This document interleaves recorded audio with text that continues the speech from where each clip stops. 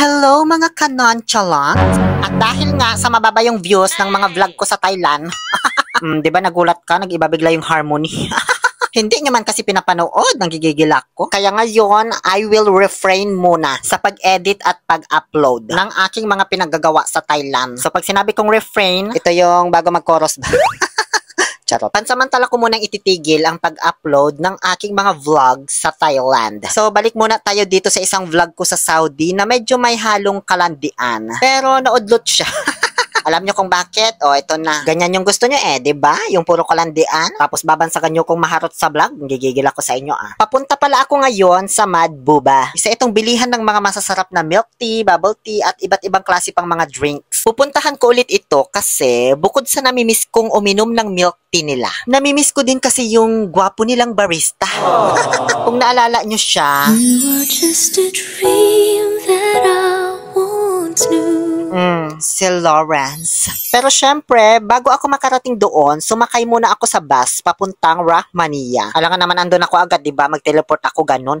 Hala, namiss ko agad tong mga lugar na ito. Balik na kaya ako agad sa Saudi kahit di pa tapos yung bakasyon ko.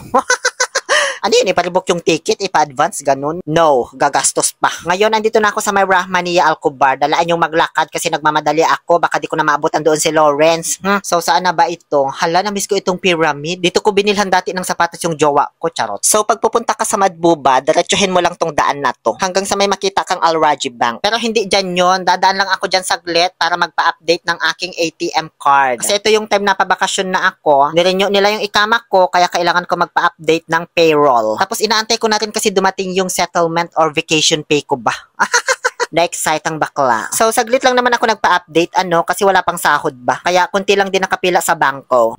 Tingin-tingin pa kayo dyan. So, doon banda yung Al Raji Bank, kung saan ako nang galing. Diniretso ko lang yan hanggang sa makarating ako dito sa may pangalawang kanto. Prince Mansour Street ang tawag dito. Kumanan ka lang, tapos makikita mo na yung color orange sa may di kalayuan. At ayan na, ang Mad Buba. Tabi lang ng Al Nada Pharmacy, tapat lang ng Dar es Salaam Hospital. I-follow nyo po yung page nila. Pagpasok ko sa loob, naabutan ko si Lawrence na nagbibihis. Binibihisan niya kasi si Mad Buba Bear. Hindi yung sarili niya, masyado naman kayong...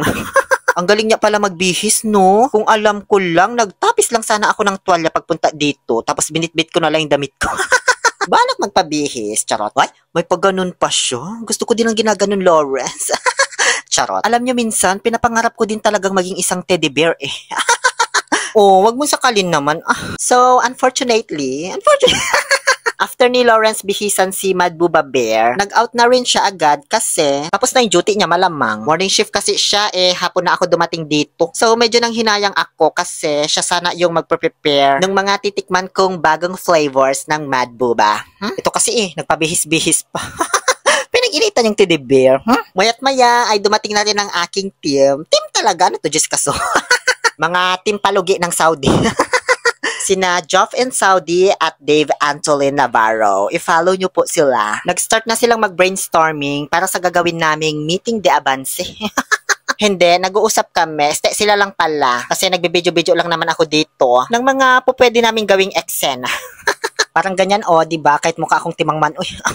Di man kasi ako sanay sa mga ganyang-ganyang pag-promote ba? Isip-isip ko, di naman ang kailangan ng masyadong eksena, be. Kasi dito sa Madbuba, pagpasok mo pa lang, maa-amaze ka na. Napaka-welcoming man kasi ng lugar na ito, hindi ka mahihiyang pumasok. May videoke pa sila sa loob, kaya mag-e-enjoy ka talaga habang iniinom ang kanilang mga masyasarap at refreshing na milk tea. Tapos very Instagrammable pa yung place pagpasok mo. Makakaisang album ka dito, sinasabi ko sa iyo. Hanggang sa maubos mong inumin yung milk tea mo. Ngayon ay ipapakita ko naman sa inyo kung ano ba naman tong isang staff nila. Oy, tinakpan man ako.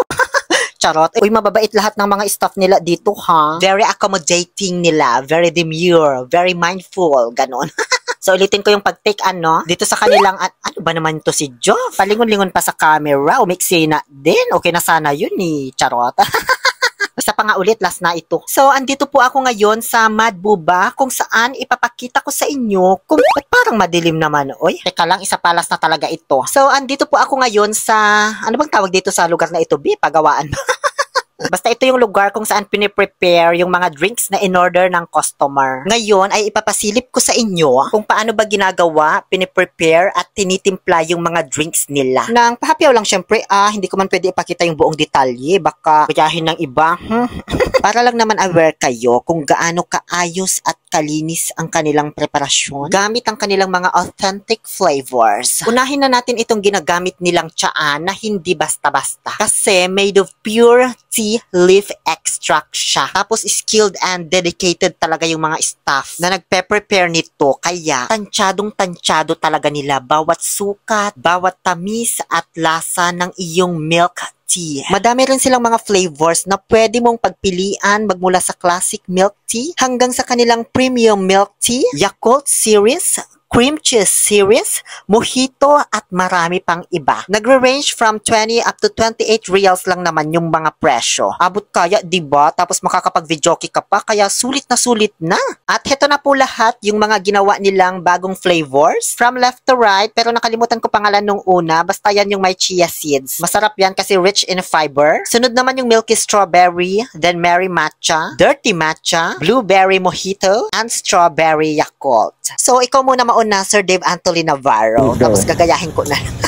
Take a break and have a sip at Mad Booba. O, diba? Isa pa nga para matuto ako. Take a break and have a sip at Mad Booba. O, diba? Ang galing niya magsalita. Tapos ako naman, voice over ko na lang siguro to be. Hindi naman kasi ng boses ko, di narinig ba? O, memorize ko pa lang yun. 2, 3, go! Take a sip and have a break. O, di ba baliktad pa yung pagkakasabi ko? Pang voice over lang talaga ako. So, ano pang inaantay ninyo dyan? Tara na.